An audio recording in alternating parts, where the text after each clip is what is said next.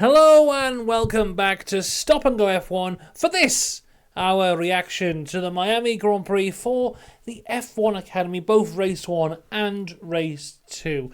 Before we get into all of it, make sure you like and subscribe, of course. If you've missed any of our coverage so far of the Miami Grand Prix, it's all there.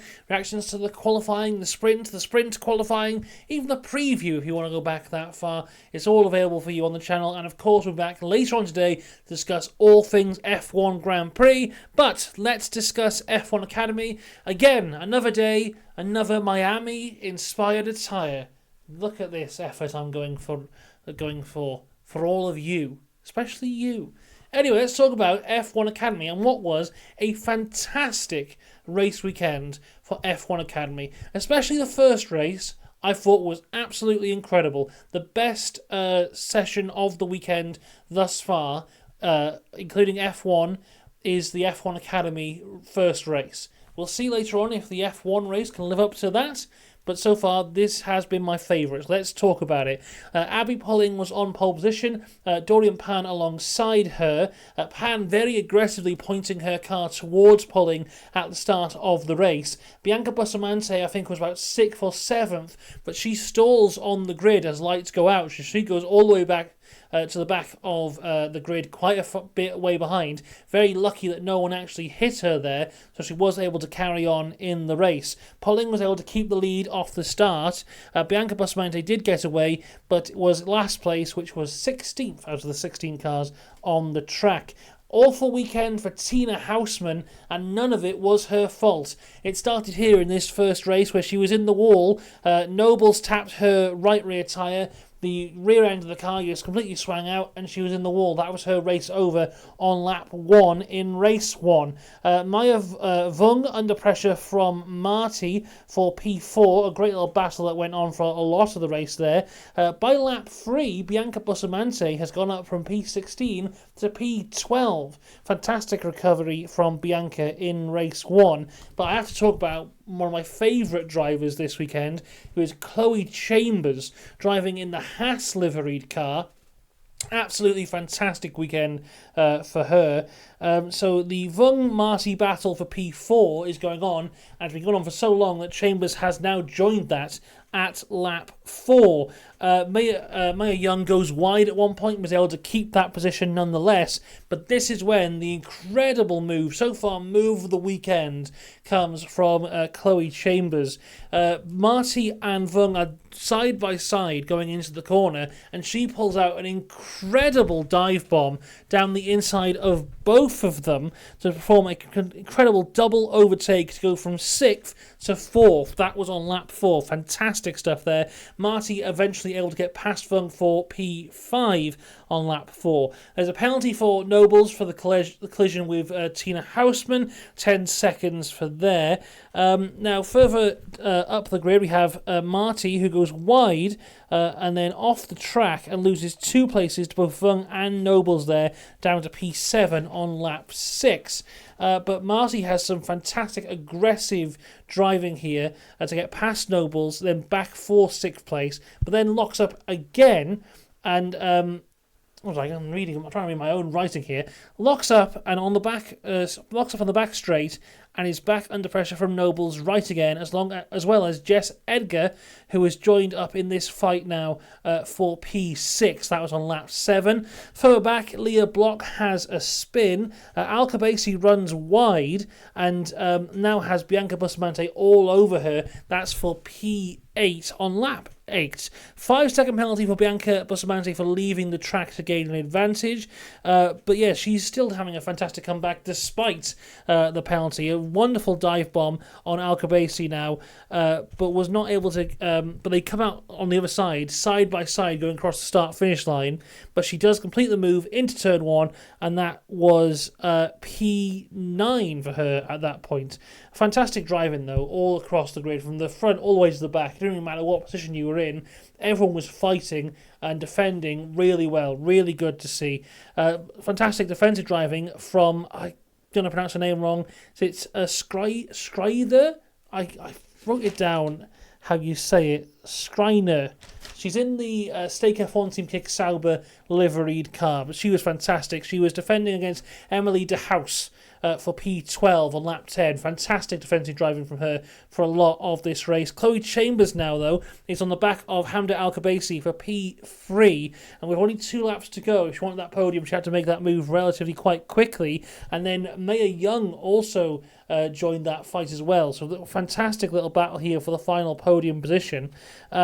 There you go, I've written it down word for word here, so I'm just going to read it out. Chambers goes for the move on Al-Khabaisi, but Vung then goes down the inside of both of them, but then overshoots the move, pushes Al-Khabaisi out wide, and Chambers is able to get past both of them again to get P3. Fantastic, controlled driving from Chloe Chambers, who has very quickly become my favourite F1 Academy driver.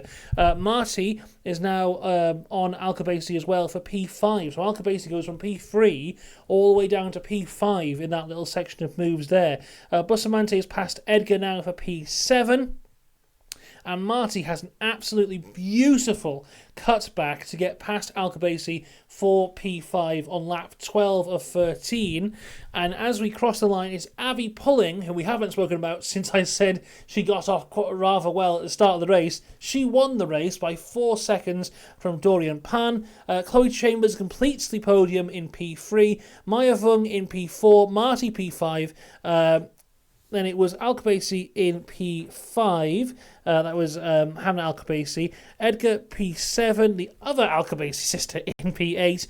Bustamante in P9. She did finish 7th with that 5-second penalty. Went down to 9th. A great recovery after the stall at the start of the race. Really good stuff from her. Lovenfoss in 10th to House 11th. Skryder in 12th. Need to learn how to pronounce her name properly. Sorry about that. Nobles 13th. And then it was the wildcard driver, Krone, was it? Krona? I sorry about these pronunciations there. She was 14th. Block in 15th. And then 1 DNF for Tina Houseman. Really just great driving everywhere. Actually, after the race, there was another penalty. It was a 5-second penalty for Maya Young for leaving the track and gaining an advantage. Maya Vung. Pronunciations are all over the place, but do not let it distract you from the fact that the racing here was absolutely fantastic. So she went from 4th to 6th in that race after the 5-second penalty. Going into race 2, once again it was Abbi Pulling on pole position, but this time it was Bianca Bustamante alongside her in P2, looking to have a better start than she had in the race the day before. Dorian Pan was in an unbelievably low starting position of 3rd place. Leah Block stalls on the formation lap, but is able to get that going again before the start of the race, so everything fine there. Fantastic start from Bianca Bustamante. She wasn't able to take the lead, but she was side by side. They nearly had contact between her and Pulling at the start of this race. Pulling is able to keep the lead, and once again Tina Houseman is out of the race. Lovenfoss hit her going into the turn 1, gave her a puncture, and she's out again. So 2 races here this weekend with Tina Houseman going out on the first lap, and both times completely nothing she could do about either of them. Very unlucky for her there. I'm sure she's very disappointed in this weekend, but honestly, nothing she could do. Hopefully she'll have a better race when we come back in Spain. Chloe Chambers, another fantastic move for her. This time on Hamda Al-Khabaisi for P4. That's on lap 1. Then we have a great little battle between Lovenfoss and Marty for P8. This lasts for quite a bit of the race. Great defensive driving at this point from Lovenfoss. De House goes wide at one point and loses 2 positions. Lovenfoss has a big lock-up at this point, though. She's trying to dive bomb down the inside of Nobles, but there really wasn't any space. I think she realised a bit too late, slams the brakes on, has a big old lock-up. Hits the rear of Nobles. They both spin. Luckily, no great damage there. They were both able to get going again, but now are quite down the order. That was on lap 7. What was quite interesting here is Lovenfoss is sponsored by Charlotte Tilbury, who was there this weekend. It was shown quite a bit and seemed to be having a great time, which is wonderful to see. But, when her sponsored car hits another car, they cut right to her, and she's like, oh my God! So that was quite funny to see there. Further up the grid, we have Dorian Pan, who was all over the back of Bianca Bustamante at this point, but some great driving from both of them. Dorian not going really out of control to try and do any over-the-top moves. Bianca keeping her right where she wanted her. Some great defence there as well. There's 2 penalties now for Love and Foss. We'll talk about the second one first, because I want to talk about the first one a little bit more. So she got a 10-second penalty for the collision with Nobles on that lock-up we just spoke about. She got another 10-second penalty for the incident on lap 1, where she lost control of the car going into turn 1 on lap 1 and hit another car, causing that car to go out of the race. Now, this could be a controversial one, because we saw in the sprint yesterday another car go into have a bit of a dive bomb into turn 1 on lap 1 and hit another car, and that wasn't a penalty. This time it was. This time it was a bit more of an extreme lockup, but I feel the same way. There was a car out of control going on the inside into turn 1 in both races. One got a penalty, one didn't. Fight amongst yourselves for that one. Anyway, we got Jess Edgar and Marty having a quick fight here. Jess Edgar gets past Marty for P7, but she did go off the track to gain the position, which I thought would result in a penalty. But a lap later, she has quite a big spin and loses a lot of positions anyway. The incident of her going off the track and gaining the advantage was under investigation, but I think when they saw that, half a lap later she spun, what's the point in giving her a penalty at that point? She has no advantage. You might as well just give her nothing, and that's what they decided to do. So we cross the line. Abbi Pulling wins the race. Perfect weekend for her. She's now the championship leader here in F1 Academy. 3 wins for her, because you've got to remember there was that one in Saudi Arabia that she got after the fact, because Pan took the checkered flag twice. Bustamante in second, great result for her. Dorian Pan in third place. Quite a surprising one, really, because coming out of Saudi Arabia, it very much seemed like she was in a class of her own and very much untouchable. But I don't know if maybe it was the track didn't agree with her here, or her style, or maybe it is just a more even playing field than we first thought. But it does seem at this point that this championship is not going to be a runaway victory for anyone at this point. So that should be good to see for the rest of the season. Chloe Chambers finishes in 4th place, and she is my F1 Academy hero of the weekend. If you haven't seen that before, I do this for F1 Academy, F2 and F3. My hero of the weekend is not necessarily the person who did the best, but the person who provided the most entertainment. And for me this weekend, that has to go to Chloe Chambers, especially her performance in the first race of the weekend. Really, really good stuff.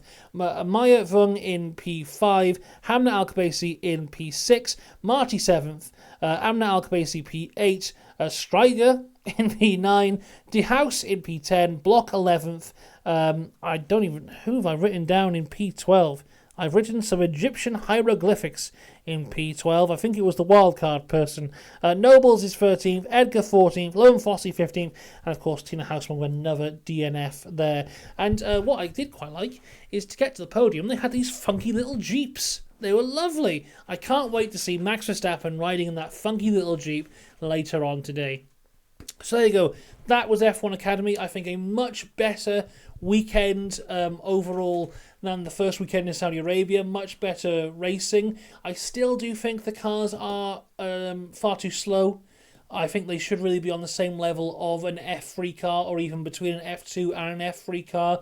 And so it does look, especially when it's a weekend where you just have F1 and F1 Academy, the gap in pace is huge, and sometimes, especially on the wide shots, the cars look like they're going in slow motion. They're that slow. So I still think the cars need a bit of work. Maybe that'll have to be looked into next year. I still don't like the qualifying setup of your fastest lap determines the first race and your second fastest lap determines the second race.